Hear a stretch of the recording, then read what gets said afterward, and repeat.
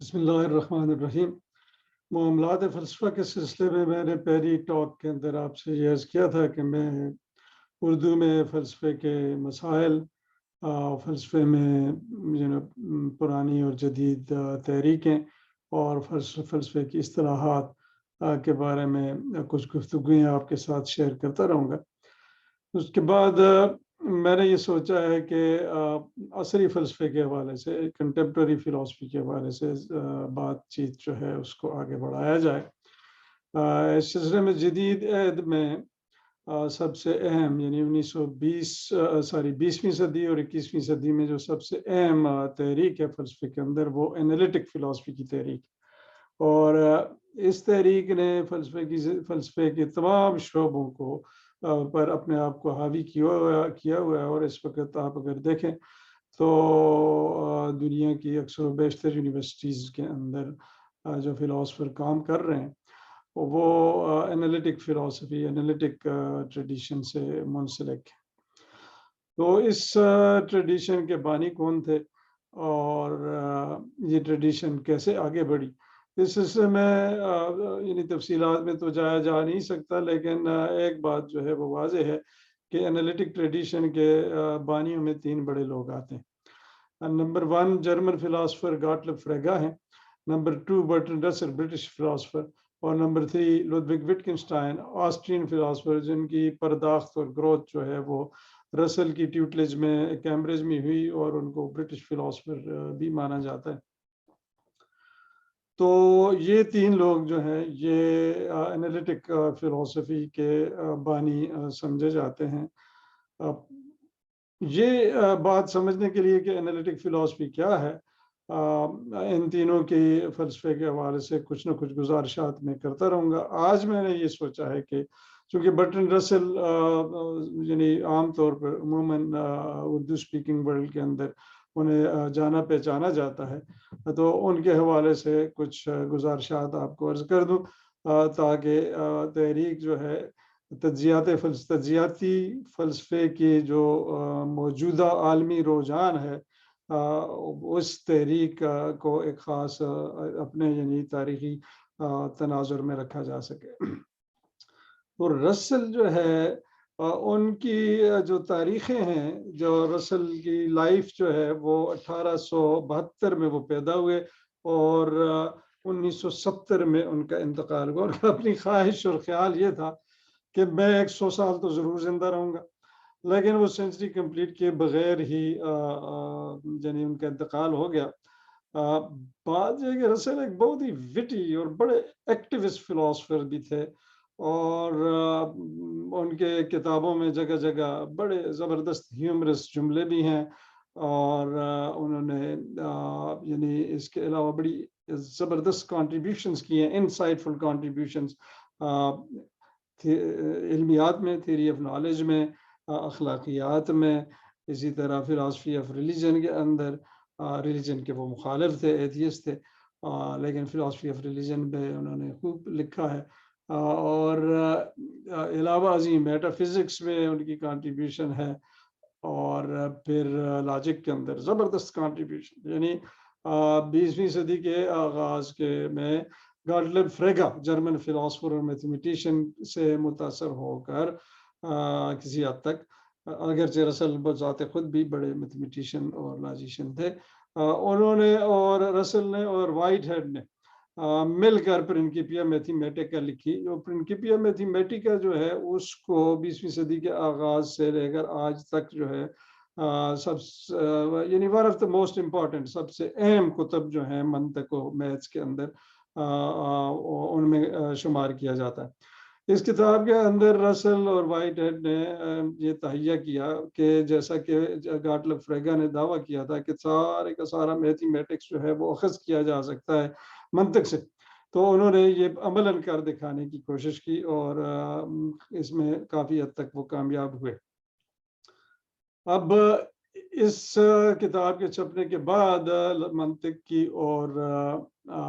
Mathematics की दुनिया ही बदल गई, और उसके बाद जो ज़बरदस्त इनकलाब आया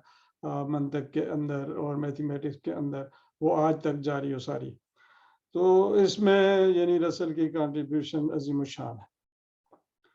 اب دیکھنا یہ ہے کہ بھئی رسل جو ہے اس نے انالیٹک فلسفی کا آغاز کیسے کیا۔ رسل اور جی ای موئر جو ہے برٹش فلاسفر، یہ کیمبرج میں جو ہے اس سے پہلے یعنی جو ڈومیننٹ فلسفی تھی بریڈلے کا آئیڈیالزم، اس سے منسلک تھے، لیکن پھر موئر نے جی ای موئر نے اس فلسفے سے آئیڈیالزم سے بغاوت کی، رسل ساتھ ساتھ چلے اور انہوں نے پھر ریئلزم کی طرف، آئیڈیالزم کی بجائے ریئلزم کی طرف جو ہے ان کا رجحان بڑھا۔ اور اس عمل کے دوران جو ہے اس زمانے میں یعنی آپ یہ کہیں کہ رسل چونکہ منطق پہ بھی اور میتھ پہ بھی کام کر رہے تھے، اور یعنی میٹا فزیکل حقائق جو ہے کہ کائنات جو ہے اس میں بنیادی اشیاء کیا ہیں اور ان کا آپس میں ربط و ضبط کیا ہے، اس پہ بھی سوچ رہے تھے۔ تو آپ یوں سمجھ لیں کہ 1911 کے آس پاس جو ہے انہوں نے ایک یعنی فلسفہ ڈیولپ کیا جس کا نام انہوں نے لاجیکل ایٹمزم رکھا، لاجیکل ایٹمزم۔ تو آج میں لاجیکل ایٹمزم ہی کے حوالے سے چند باتیں آپ کے گوش گزار کروں گا، کیونکہ رسل کے سارے فلسفے میں ساری کنٹریبیوشنز کا احاطہ ایک ٹاک میں ممکن نہیں۔ لاجیکل ایٹمزم کی بنیادی مطلب شے یہ ہے، لاجیکل ایٹمزم کو رسل نے جو ہے ایک طرف تو یعنی دنیا کی حقیقت کے حوالے سے ایک میٹا فزیکل تھیوری کے طور پہ پیش کیا، اور دوسری طرف ایک میتھڈالوجی کے حوالے سے پیش کیا کہ یہ کس طریقے سے یعنی ہمیں تجزیے کی طرف مائل کرتی ہے، اور تجزیے کے ذریعے ہم کسی بھی فیلڈ آف انکوائری میں، مطلب یہ کہ اگر ہم فزکس میں کام کر رہے ہیں، فزکس کے اندر کسی ایک ایریا میں کام کر رہے ہیں، یا ایتھکس میں کام کر رہے ہیں، یا ایپسٹیمالوجی میں کام کر رہے ہیں، یا جو ہے تھیوری آف میننگ میں کام کر رہے ہیں، فلاسفی آف سائنس میں کام کر، جہاں جہاں پہ بھی ہم یعنی کام کر رہے ہیں، کوئی بھی فیلڈ آف انکوائری ہو، تو اس میں بنیادی جو اصطلاحات ہیں یا بنیادی جو پراپوزیشنز ہیں، اسٹیٹمنٹس ہیں، ان کا تجزیہ جو ہے وہ ہمیں کس انداز سے کرنا چاہیے۔ تو لاجیکل ایٹمزم ایک طرف میٹا فزیکل تھیوری تھی اور دوسری طرف تجزیاتی میتھڈ تھا۔ اب لاجیکل میٹا فزیکل تھیوری کی حیثیت سے لاجیکل ایٹمزم کا جو ہے بنیادی دعویٰ یہ تھا کہ بھائی دنیا جو ہے حتمی طور پر اگر دیکھا جائے تو اس میں ایک شے نہیں ہے بلکہ پلوریلٹی، کثرت ہے اشیاء کی، اور وہ اشیاء جو ہیں ان کو مطلب آپ ایک لحاظ سے پرٹیکولرز یا ایٹمز کہہ لیں جو کہ سمپل ہیں، جو فردر ڈویژن ان کی نہیں کی جا سکتی، رسل کا یہ خیال تھا، اور ان ایٹمز کے ملنے سے آپس میں جو ہے وہ یعنی ایٹمز یا پرٹیکولر کے آپس میں ملنے سے، آپس میں ربط و ضبط یا ریلیشنز سے یہ کائنات کی کامپلیکس اشیاء بنتی ہیں۔ تو ایک طرف تو رسل نے یہ یعنی دعویٰ کیا کہ دنیا کی جو حتمی حقیقت ہے وہ سمپل پرٹیکولرز یا سمپل اینٹیٹیز یا سمپل ایٹمز پر مشتمل ہے۔ دوسرا دعویٰ یہ کیا کہ ان سے فیکٹس بنتے ہیں، ایٹامک فیکٹس، تو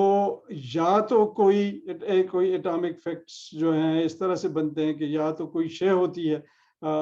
کوئی اینٹیٹی، اس کی اور اس کی پراپرٹی، کوئی پراپرٹی اس میں کوالٹی جو ہے اس کا آپ ذکر کریں تو ایک مطلب ہے ایک اینٹیٹی بنتی ہے، ایک کامپلیکس وجود میں آ جاتا ہے، اینٹیٹی پلس اس کی کوالٹی یا پراپرٹی، یا پھر یہ ہے کہ دو اینٹیٹیز یا پرٹیکولرز، سمپل پرٹیکولرز آپس میں مل کر ایک فیکٹ بناتے ہیں، یا تین یا چار، مطلب ہے یا اس سے بھی زیادہ۔ اور یہ بنیادی چیزیں جو ہے کائنات کے اندر یہی پرٹیکولرز اور اینٹیٹیز ہیں جن کا فردر انالیسس پاسبل نہیں ہے، جو انڈیویزبل ہیں، اور ان کی یعنی کسی اینٹیٹی کی پراپرٹی اور اس کے تعلق سے یا دو اینٹیٹیز یا تین اینٹیٹیز یا چار یا اس سے زیادہ اینٹیٹیز کے آپس میں ریلیشنز کی بنیاد پر کائنات کی اشیاء بنتی ہیں۔ اور سو اس کا مطلب یہ ہوا کہ انٹیٹیز ہیں، ریلیشنز ہیں اور پراپرٹیز ہیں جن کو یونیورسلز بھی کہا جاتا ہے کیونکہ وہ کامن ہوتی ہیں. جیسے ریڈنیس ہے تو وہ ایک کامن پراپرٹی ہے تمام ریڈ اشیاء کے اندر، سرخ اشیاء کے اندر، تو اس حوالے سے انہیں یونیورسل بھی کہا جاتا ہے. تو یہ چیزیں جو ہے یعنی پراپرٹیز، اینٹیٹیز اور یعنی یہ ریلیشنس، یہ تین اشیاء ہیں جو کائنات کی بنیادی حقیقت ہے. سب کچھ باقی جو ہے وہ انہی سے وجود میں آتا ہے. اور جو ہماری زبان ہے، رسل نے یہ کہا کہ ہماری زبان جو ہے اس میں مثال کے طور پہ اگر کوئی بنیادی آپ اٹامک پروپوزیشنز لیں، ایلیمنٹری اسٹیٹمنٹ، تو ایلیمنٹری اسٹیٹمنٹ جو ہے یا تو وہ ڈسکرائب کرتی ہے کسی ایک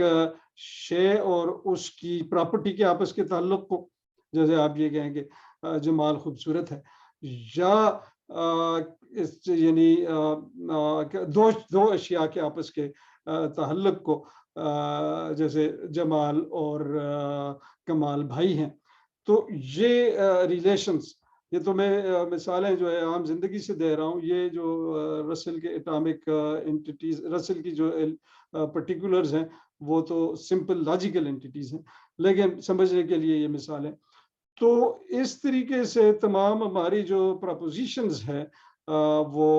یا تو اٹامک پراپوزیشنز ہیں، ایلیمنٹری پراپوزیشنز ہیں کہ وہ کسی ایک انٹیٹی اور اس کے پراپرٹی کو ڈسکرائب کرتی ہیں، یا دو انٹیٹیز اور ان کے ریلیشن کو ڈسکرائب کرتی ہیں، یا تین انٹیٹیز اور ان کے ریلیشنز، اور سو آن اینڈ سو فورتھ.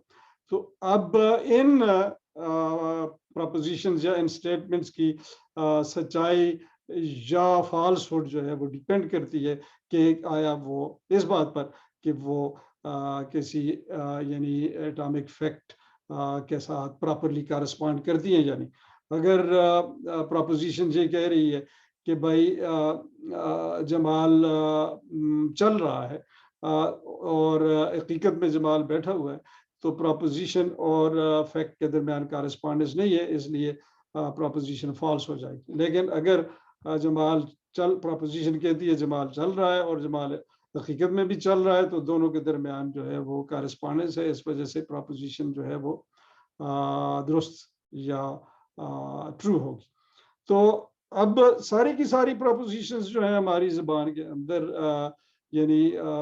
رسل کا یہ خیال تھا کہ ان کی میجورٹی جو ہے پراپوزیشنز، یہ تو سمپل پراپوزیشنز ہو گئی. سمپل پراپوزیشنز کو آپ لاجیکل کانسٹنٹس کے ذریعے، جن کو آپ اینڈ، اور آر، if then اور if and only if اور not، یہ لاجیکل کانسٹنٹس جو ہیں ان کے ذریعے آپ کمپلیکس پراپوزیشنز میں کنورٹ کر سکتے ہیں. جیسے یہ کہنا کہ بھائی سعدیہ کشیدہ کر رہی ہے اور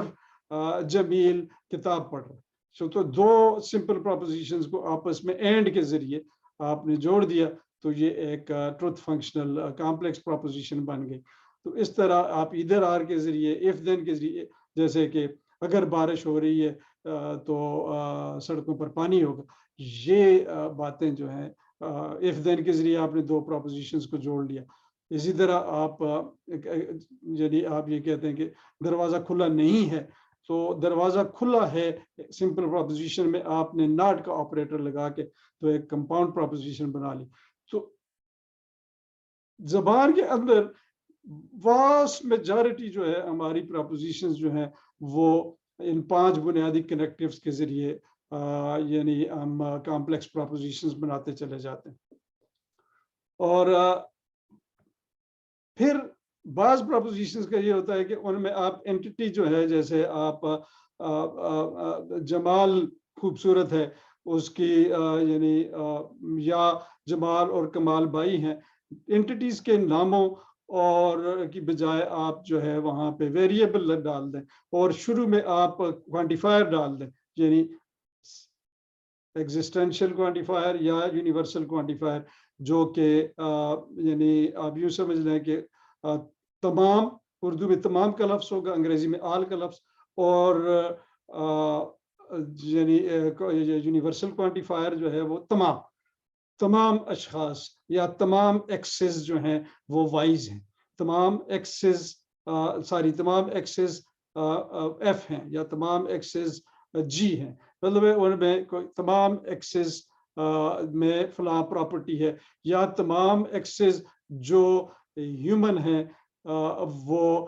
ایکسز مارٹل بھی ہیں۔ تو اس طریقے سے آپ کوانٹیفائر لگا کے پراپوزیشنز بنا لیتے ہیں، اور ایگزسٹینشیل کوانٹیفائر جو ہے وہ اردو میں کچھ ہوگا اور انگریزی میں سم، کچھ لڑکیاں دیر سے آتی ہیں، تو یہ پراپوزیشن جو ہے وہ ایگزسٹینشیلی کوانٹیفائڈ ہے۔ ان دونوں پراپوزیشنز کو آپ یعنی آپ جنرل اور پرٹیکولر کہتے ہیں، اور یہ بھی یعنی جو پہلے میں نے عرض کیا کہ آپ and, or, if, then, if and only if وغیرہ سے یعنی لاجیکل کانسٹنٹس انہیں کہتے ہیں، ان کو استعمال کر کے سادہ پراپوزیشن، سمپل پراپوزیشن سے کامپلیکس بناتے ہیں۔ اسی طرح آپ کوانٹیفائرز استعمال کر کے تمام کا لفظ اور سب کچھ کا لفظ استعمال کر کے آپ جنرل اور پرٹیکولر پراپوزیشنز بنا لیتے ہیں۔ تو یہ بھی جو ہے لاجیکلی ان کا اندر کی فارم جو ہے لاجیکلی کمپلیکس ہوتی ہے۔ تو یہ ساری کی ساری پراپوزیشنز جو ہیں، ان میں کچھ بیسک پراپوزیشن کسی بھی فیلڈ آف انکوائری میں لے کر باقی ساری پراپوزیشنز جو ہیں وہ منطق کے کچھ بنیادی یعنی نتائج اخذ کرنے کے اصولوں کے ذریعے ان بنیادی پراپوزیشن سے اخذ کی جا سکتی ہیں۔ تو لاجیکل سسٹم یہ ہوتا ہے کہ آپ کچھ بنیادی ووکیبولری لے لیتے ہیں، ٹرمز اور اصطلاحات لے لیتے ہیں، ان سے آپ پراپوزیشنز بناتے ہیں، پراپوزیشن سے آپ truth functionally complex propositions logical constants use کر کے یا کوانٹیفائرز یوز کر کے بناتے ہیں، اور پھر اس کی بنیاد پر ان بنیادی پراپوزیشن سے آپ بہت ساری دوسری پراپوزیشنز منطق کے رولز کے ذریعے اخذ کرتے چلے جاتے ہیں۔ تو اس طرح سے ایک لاجیکل سسٹم کسی فیلڈ آف انکوائری کے ذریعے کے لیے بنایا جا سکتا ہے۔ تو اب چیزوں مطلب پراپوزیشنز جو لینگویج کو سمجھنے کا رسل کا یہ خیال ہے کہ یعنی بنیادی طور پہ کائنات کو ڈسکرائب کرنے کا میٹافزیکلی اور یعنی منطق کے حوالے سے طریقہ یہی ہے کہ آپ اس طرح کا لاجیکل سسٹم بنائیں اور اس کی بنیادی ووکیبولری ہو، اور اس میں جو ہے آپ ساری پراپوزیشنز کو اس طریقے سے کنسٹرکٹ کریں ٹروتھ فنکشنل کنیکٹیوز کے ذریعے یا کوانٹیفائر کے ذریعے، اور ان سے مزید پراپوزیشنز نکالیں اور ایک فارمل جو ہے سسٹم بن جاتا ہے۔ اس طرح کی آئیڈیل لینگویج کے ذریعے آپ تمام پراپوزیشنز کی لاجیکل فارم کو اگر یعنی بیان میں لا سکتے ہیں، اور حقیقت جو ہے، حقائق جو ہیں، ان کی لاجیکل فارم جو ہے وہ پراپوزیشن کی لاجیکل فارم میں ریفلیکٹ ہوتی چلی جاتی ہے۔ تو اس طریقے سے اب اگر آپ ایک طرف میٹافزکس کر رہے ہیں تو دوسری طرف آپ انالیسس کر رہے ہیں کہ پراپوزیشنز کو، اسٹیٹمنٹس کو، زبان کو کیسے سمجھا جائے، اس میں جو ہے زبان کے اندر جو ہے کیا کیا چیزیں ہیں جو امپورٹنٹ ہیں اور بیسک ہے، اور ان کی مدد سے زبان ساری کی ساری باقی جو ہے اس کا انالیسس کیسے کیا جا سکتا۔ اب یہ ایک یعنی لاجیکل ایٹمزم رسل کا جو ہے یہ ایک طرف تو میٹا فزکس ہو گئی اور دوسری طرف یہ انالیسس کا میتھڈ، اور اسی سے آپ یوں سمجھ لیں کہ یہ اسی ٹرینڈ سے اس کو گاٹلب فریگا نے شروع کیا تھا، جس پہ میں پھر کسی وقت بات کروں گا۔ اسی رجحان سے پھر انالیٹک ٹریڈیشن جو ہے فلسفے میں اس کا آغاز ہوتا ہے، جو کہ جس پر جو وٹکنشٹائن جو 20ویں صدی کا سقراط سمجھا جاتا ہے، اس پہ بھی اسی یعنی تحریک، اسی رجحان کی چھاپ ہے، اور اس نے خود بھی اس کو پھر آگے ڈیولپ کیا۔ فریگا جو ان سے زیادہ بنیادی سمجھا جاتا ہے فلسفی اس سلسلے میں، اس نے بھی یہی تجزیاتی میتھڈ اختیار کیا، اور اس کے بعد آنے والے جو فلسفی تھے جیسے 20ویں صدی کے ارلی 20th سینچری میں منطقی اثباتیت والے لاجیکل پازیٹیوسٹ، انہوں نے بھی یہی رجحان اپنایا، اور یہ پھر آگے 20ویں صدی میں پھیلا اور اب سپیل اوور ہوا 21ویں صدی میں اور کنٹینیو کر رہا ہے۔ لیکن اس میں بنیادی بات یہ ہے کہ کوئی بھی فیلڈ ہو، خواہ وہ اخلاقیات ہو، مذہب ہو، ایپسٹیمالوجی ہو، سوشیالوجی ہو، یا آپ فلاسفی آف سائنس ہو، اس فیلڈ کی بنیادی ٹرمز کو آپ لے کے تو ان کی سے جو پروپوزیشنز بنتی ہیں منطقی طور پر ان پروپوزیشنز کی لاجیکل فارم کو سمجھیں اور ان کے آپس میں ریلیشنز کو سمجھیں اور اس کے ذریعے آپ ان پروپوزیشن کی سے جو کارسپونڈ کرنے والے فیکٹس ہیں ان کو گراسپ کر سکتے ہیں اور ان پروپوزیشنز کے معانی آپ کی سمجھ میں آ سکتے ہیں. تو مسائل، فلسفے کے مسائل کو حل کرنے کا یا ان کو اپروچ کرنے کا بہترین طریقہ یہ تجزیاتی طریقہ ہے کہ جس زبان میں فلسفے کا کوئی مسئلہ، ایتھکس کا، ایپسٹیمالوجی کا، میٹافزکس کا، جس لینگویج میں وہ پیش کیا جاتا ہے، فارمولیٹ کیا جاتا ہے، اس کا منطقی تجزیہ کیا جائے اور انالیسس کیا جائے اس اپروچ کے ذریعے جو کہ لاجیکل ایٹمزم میں رسل نے پیش کی تھی. تو اس سے یہ ہوگا کہ آپ مسائل کو، فلسفے کے مسائل کو بہتر طریقے سے سمجھ سکیں گے. دعویٰ یہ تھا کہ بھئی ہم انسانوں کے خیالات کو اگر جانتے ہیں تو محض ان کی زبان کے ذریعے جانتے ہیں. وہ بولتے ہیں تو ہمیں پتہ چلتا ہے کہ اس کا کیا خیال. ہم ان کے ذہن میں داخل ہو کے تو ان کے خیالات کو نہیں دیکھتے، زبان کے ذریعے ان کے خیالات تک پہنچتے ہیں. اس لیے خیالات کو سمجھنے کا، تھیوریز کو سمجھنے کا بہترین طریقہ یہ ہے کہ ان خیالات کو جس زبان میں بیان کیا جاتا ہے، اس تھیوری کو جس زبان میں بیان کیا جاتا ہے، اس کی منطق کو سمجھا جائے، اس کا انالیسس کیا جائے. یہ وہ رویہ ہے جو لاجیکل ایٹمزم نے کے ذریعے برٹن رسل نے انٹروڈیوس کیا 20ویں صدی کے فلسفے کے اندر، اور جس کا آج تک جو ہے زور و شور کے ساتھ جو ہے جدید عہد کے فلسفے میں عمل دخل ہے. اور میجارٹی جو ہے خصوصاً انگلش سپیکنگ ورلڈ جو ہے اس میں میجارٹی فلاسفرز کی جو ہے وہ انالیٹک فلاسفرز ہیں، اور اسی لنگوسٹک انالیسس کے ذریعے یا لینگویج کی لاجیکل انالیسس کے ذریعے وہ یعنی فلسفے کے مسائل کو سمجھنے اور حل کرنے کی کوشش کرتے ہیں. انشاءاللہ اس گفتگو کو جاری رکھیں گے. اگلی دفعہ میں فلسفے کے دوسرے جو بڑے بانی ہیں، وٹکنشٹائن یا اس سے پہلے گاٹلب فریگا، ان کے بارے میں بھی کچھ باتیں آپ کے گوش گزار کروں گا، کچھ بنیادی سی ایلیمنٹری سی باتیں. آپ کا بہت بہت شکریہ. Thank you very much.